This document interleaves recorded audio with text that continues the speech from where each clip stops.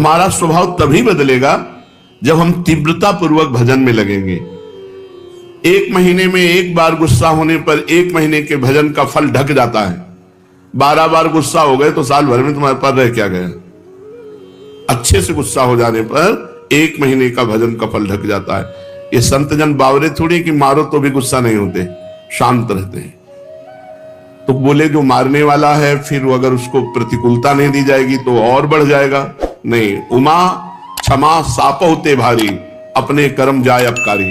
जो तुम्हारा अपकार कर रहा है उसे क्षमा कर दो, तुम्हारी क्षमा उसके लिए सांप से भी बढ़कर जाकर दंड देने वाली बन जाएगी।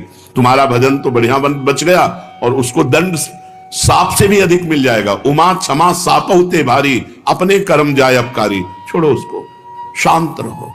कोई बात करे तो बहुत नम्र और मृदु बात करो और सावधानी पूर्वक जीवन व्यतीत करो। ऐसे किसी स्त्री पुरुष से बात ही न करो जिससे कोई संबंध नहीं है। व्यर्थ में नेत्रों को बहुत संभाल के, वाणी को बहुत संभाल के रास्ते चलते, श्री हरिवंश, जिधर वो श्री हरिवंश आया उधर से मुंह फेरो और फिर बोलो श्री हरिवंश तो चल दो।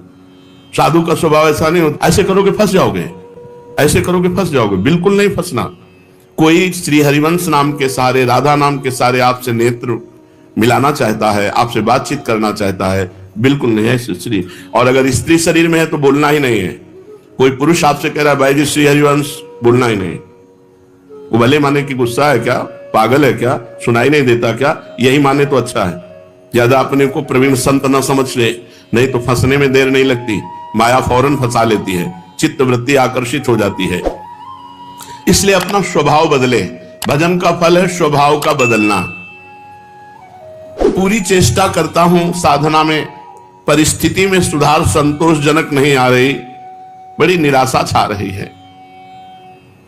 जो साधक भगवान की कृपा का आश्रय लेकर साधना करता है, साधना में संलग्न है, प्रमाद नहीं करता,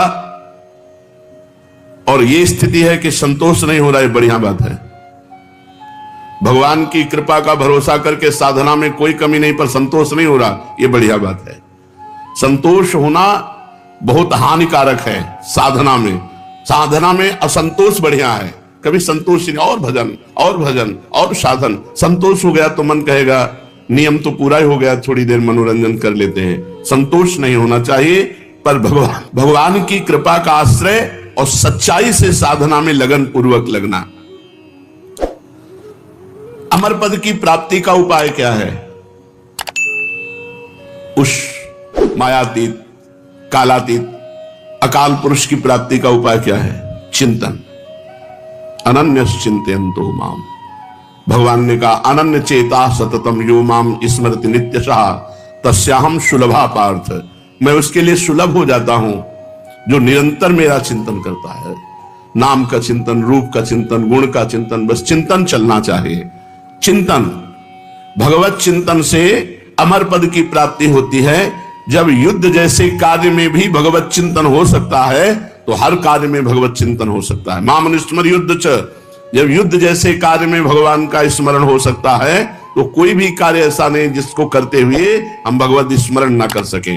निरंतर भगवत स्मरण ही अमर पद, भगवत प्राप्ति, परम पद के उपाय हैं। अगर भगवत चिंतन में अंतर पड़ रहा है तो उतना ही अंतर पड़ रहा है अमर पद में। क्या साधना में वेश धारण करना आवश्यक है? ये वेश आचार्य परंपरा से होता है। ये जरूरी नहीं कि वेश धारण करे तभी परम पद मिलेगा, और ये जरूरी नहीं कि वेश धारण कर लिया तो परम पद मिलेगा। अगर वेश धारण करके भजन नहीं हो रहा, मनमानी आचरण हो रहे हैं तो नरक मिलेगा। और वेश धारण नहीं किए, बहुत सही साधना कर रहा तो उसे भगवत प्राप्ति होगी। वेश का विशेष महत्व नहीं है, महत्व भजन का है। भीतर अगर आपके भजन चल रहा है, बाहरी वेश कैसा भी हो तो आपको भगवत प्राप्ति होगी। बाहरी वेश साधु का, भीतर संसार का चिंतन, मान प्रतिष्ठा, रुपया पैसा, तो फिर भगवत प्राप्ति नहीं, नरक की प्राप्ति होगी।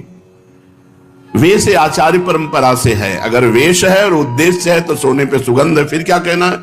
मम भक्ति युक्तो भुवनम पुना, तो तीनों लोगों को पावन करने वाला है।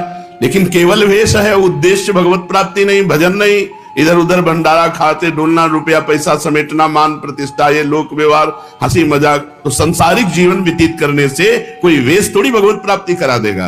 इसलिए वेश का विशेष महत्व नहीं है, भजन का विशेष महत्व है, उद्देश्य का विशेष महत्व है। वेश रखकर तो विशेष सावधान रहना चाहिए कि भगवान ने इतनी कृपा की, मुझे विरक्त वेश दे दिया, अब मेरे से गलती ना हो, अब मैं भगवत प्राप्ति इसी जन्म में कर लूं। सोते हुए जब कैसे होता है? जब कहा जाता है 24 घंटे जप करो, तो सोने में तो 6 घंटे जाते हैं, तो 6 घंटे तो जप नहीं होता। नहीं, जब हम निद्रा में जा रहे हो और भजन करते हुए सो गए, तो हमारा जितना सोने में समय जाएगा वो सब भजन माना जाएगा। जैसे मरते समय नाम ले लिया तो पूरे जीवन क्या किया है परिणाम नहीं देखा जाएगा, आपको भगवत प्राप्ति होगी। ऐसे सोते समय नाम जप करते हुए सो गए तो 6 घंटे, 7 घंटे, 5 घंटे, 4 घंटे जो सोए वो भजन का फल मिलेगा। इसलिए सोते समय बहुत होश में होना चाहिए। सब बातें हटा करके नाम में एकदम डूबते हुए फिर नींद में चले गए। तो निद्रा समाधि स्थिति, जो सोना है वो भी आपका समाधि भजन माना जाएगा, क्योंकि निद्रा में वृत्ति लीन होने के पहले आप नाम जप कर रहे थे, तो नाम जप में ही लीन माना जाएगा, निद्रा में नहीं माना जाएगा। निद्रा के ठीक पूर्व एक क्षण पहले तक नाम जप चल रहा है और फिर सो जाइए, तो आप देखिए जगते समय वही नाम जप चलता मिलेगा, तो बीच में आपका भजन ही माना जाएगा। ऐसे 24 घंटे भजन माना जाएगा। प्रश्न कर रहे हैं, भजन करने के लिए क्या घर छोड़ना आवश्यक है कि भाई अब भजन करना है तो घर द्वार छोड़ दे? हमें लगता है कि अगर भजन का अभ्यास नहीं तो बाहर ज्यादा माया जाल है, बाहर ज्यादा माया जाल है, घर की अपेक्षा बाहर ज्यादा भ्रष्ट होने के चांस हैं। अब कहीं तो कमरा लोगे, कहीं व्यवस्था, तो रुपया कैसे मिले? तो धनी पुरुषों का संग करो, फिर व्यभिचार और नाना प्रकार की गलतियां और नाना प्रकार के दोष हो जाते हैं। घर में अपनी कमाई का खा के दूसरों का उपकार करते हुए जो भजन करता है बहुत जल्दी सिद्ध हो जाता है। जो विरक्त है, भगवान की विशेष कृपा हो गई है और वो साधु समुदाय में रहे, आकाश वृत्ति या मधुकरी वृत्ति से जीवन यापन करे, खूब भजन करे, सिद्ध हो जाएगा। जो मेहनत करके कमाया है जिंदगी में, उसी अपनी कमाई के धर्म के टुकड़े खाओ और खूब नाम जप करो। अगर धाम आदि की यात्रा करो तो अपने पैसे से करो, 1 पैसे का किसी से सहयोग मत लो, 1 पैसे की वस्तु किसी से मत खाओ। गृहस्थ धर्म में ऐसे, और विरक्त धर्म में माधुकरी वृत्ति या आकाश वृत्ति से जो भगवान देते हैं, और समुदाय में रहे, क्योंकि अलग रहने पर मनमानी आचरणों के होने की संभावना है, और समुदाय में एक दूसरे की सुरक्षा बनी रहती है। घर में भगवान का नाम लेने से, भगवान में मन लगाने से ज्यादा अच्छा है। हाँ, जो जीवन भर भजन करता रहा है और उसने देखा हमारे कर्तव्य का कार्य पूरा, बच्चों का ब्याह हो गया, संतान, ए भाई राधे श्याम, और चला, वो बात अलग है, वो बात अलग है। वो शास्त्र आज्ञा करता, चौथेपन में विरक्त होकर के विरक्तों के बीच में रहकर भजन करे, अपने कर्तव्य का पालन हो गया, अब हम भगवान के भजन में चले। कहते हैं कि जो भजन नहीं करता वो आत्महत्यारा है, जो भजन नहीं करता वो आत्महंता है, आत्महत्यारा है। ऐसा क्यों कहा गया? बोले भगवान ने कृपा करके मनुष्य जन्म दिया है, कृपा करके सुविधा दी है कि इस जन्म में प्रमाद से हटकर भजन करके मेरी प्राप्ति कर लो, और अगर आपने नहीं की तो यह अपराध बना और आप आत्महत्यारे कह जाओगे। जो न तरह भवसागर अस समाज नर पाए, स्वत निंदक मंदमति आत्महनन गति जाए। जैसे कई बार बताया है कि भारतीय सरकार किसी आदमी को विदेश भेजे और सारी सुविधा वहां, घर मकान, स्त्री पुत्र परिवार सब सुविधा दे, और अपना सरकारी काम बता दे कि ये काम करना है। अब उसने सरकारी काम तो किया नहीं, सरकारी सुविधा का भोग करके बेटी बेटे को पढ़ाया, ब्याह किया, सब किया, सब किया। और जब भारत लौटा तो उसे पूछा गया वो कार्य, जिस कार्य के कारण आपको विदेश भेजा गया था, जिस कार्य के कारण आपको सुविधा दी गई थी, वो कार्य? बोले वो कार्य तो नहीं हुआ, तो वो दंडनीय अपराध होगा और उसे जेल मिलेगी, क्योंकि उसको उस कार्य के लिए सारी सुविधाएं दी गई थी। तो भगवान ने मृत्यु लोक में मनुष्य रूप में हमें भेजा भारत में, किस लिए? जाओ साधन धाम मोक्ष कर द्वारा, साधना करो और अपने जीवन को मुक्त अवस्था में लाओ, भगवत प्राप्ति कर लो। तो लड़का पत्नी परिवार सबका पालन पोषण किया, खूब सब कुछ किया, लेकिन प्रधान सरकारी कार्य भजन करके भगवत प्राप्ति ये नहीं किया, तो आपको जो गति आत्महत्यारे की होती है वही दुर्गति आपकी होगी। हम आपसे और समझना चाहते हैं। कुछ ऐसा कहा जाता है कि अगर राम के साथ सीता की उपासना न करे और कृष्ण के साथ राधाजू की उपासना न करे तो नरकगामी होते हैं, ऐसा सुना है? नहीं, शास्त्रों में जो वर्णन है उसको समझना है। भगवान श्री राम या भगवान श्री कृष्ण का जब आप पूजन करते हैं तो उसी में शक्ति विराजमान है, वो अकेले कभी रह नहीं सकते। शक्तिमान शक्ति में ही विराजमान है, शक्ति शक्तिमान में ही विराजमान है, दोनों अभेद हैं। शक्ति और शक्तिमान कभी अलग हो ही नहीं सकते हैं। इसीलिए भगवान शिव ने अर्धनारीश्वर करके दिखाया, इसीलिए हमारे प्रिया प्रीतम मिलित रूप दिखाए। रूप बेली प्यारी बनी सुप्रीतम प्रेम तमाल, दो मन मिली एक भय श्री राधा वल्लभ लाल। दोनों प्रिया प्रीतम मिलित रूप हैं। यदि रामकृष्ण के उपासकों को नरक जाना पड़े तब तो धोखा ही धोखा हो गया। ऐसा जो कोई वर्णन करता तब तो धोखा ही हो गया। विवेक पूर्वक यहां उपासना करने की भावना है कि जब हम राम जी का उपासन कर रहे हैं तो उसमें सिया जी भी विराजमान है, जब कृष्ण जी की उपासना कर रहे हैं तो उनमें राधाजू भी विराजमान है। वस्तुतः एक की हो ही नहीं सकती, क्योंकि अकेले कभी रहते ही नहीं। शक्तिमान में तो शक्ति विराजमान है, तभी तो, बिना शक्ति के कुछ है ही नहीं। तो जब हम राम जी की पूजा कर रहे हैं तो उनकी शक्ति की भी पूजा हो रही, सिया जी साथ है। जब श्याम जी की पूजा कर रहे हैं तो राधाजू साथ है। तो शक्तिमान को छोड़कर शक्ति की अलग उपासना कर ही नहीं सकता कोई। दोनों पृथक हैं ही नहीं, दोनों पृथक दिखते हुए भी अभिन्न हैं। जैसे श्री हरिवंश सुरीत सुनाऊं, श्यामा श्याम एक संगाऊं, छिन एक कबौन अंतर हुई, प्राण सु एक देह है दोई। प्राण सु एक देह है दोई, देह दो है और प्राण एक है, मन एक है, रुचि एक है, स्वभाव एक है, वैसे एक है। जो मनुष्य इनको भिन्न भिन्न मानकर पूजा करता है उसको मान सकते हैं, जो अंतराय रखता है। लेकिन भगवान की पूजा करने वाला कभी नरक कैसे जा सकता है? एक बात आपसे पूछते हैं कि भजन जब अनुकूल परिस्थिति होती है तो खूब होता है, और जब प्रतिकूल परिस्थिति आ जाती है तो भजन नहीं होता है। बड़ी समस्या है। भजन अमुक परिस्थिति में होता है, वो भजन ही क्या? भजन का अभ्यास परिस्थिति से नहीं, परिस्थिति से ऊपर उठ के हर परिस्थिति में भजन। बड़ी कृपा है। भूखे रहकर भजन, खा के भजन, सर्दी में भजन, ओढ़ के भजन, गर्मी में भजन, एसी में भजन, हर परिस्थिति में भजन हमारा होना चाहिए। ये देख लो, ये हा राधा राधा राधा, और जब गर्मी पड़ रही वो बड़ी गर्मी है, ऐसा नहीं। गर्मी है तो राधा राधा, और एसी है तो राधा राधा, भूखे हैं तो राधा राधा, छके हैं तो राधा राधा। वो भजन ही क्या जो परिस्थिति में हो, अनुकूल परिस्थिति मिली भजन हो गई, और भूखे हैं तो भोजन का चिंतन हो रहा है, नहीं रख। ये अपने को कसना चाहिए। एक आध दिन भूखे रखकर भजन करना चाहिए कि देखें हमारा भूख में भजन होता है कि नहीं। पंखा बंद कर देना चाहिए अपने कमरे का, 2-4 घंटे टेस्ट लेना चाहिए शरीर का कि गर्मी में ऐसे ताप में हम कैसे रह सकते हैं। कई वर्षों इनका आनंद लिया गया है, तो वर्षों हितधाम की छोटी कुटिया तक असुविधा ही असुविधा जीवन में रही है। ये तो अभी चंद दिनों की सुविधा है। प्रत्येक परिस्थिति में भजन स्मरण, चाहे प्रतिकूल परिस्थिति हो चाहे अनुकूल परिस्थिति हो, भजन नहीं छूटना चाहिए। जब तुम ऐसा नियम लेकर दृढ़ता पूर्वक भजन करोगे तो फिर प्रतिकूल परिस्थिति में भजन होने लगेगा। अखंड भजन उसी को कहलाता है, वही कर सकता है जो हर परिस्थिति में भजन करता है।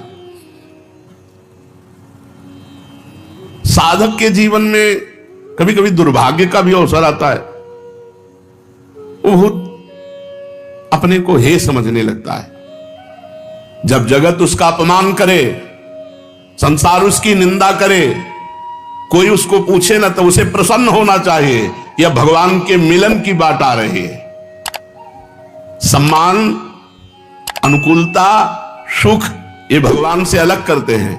अपमान, प्रतिकूलता, दुख ये भगवान के सम्मुख करते हैं।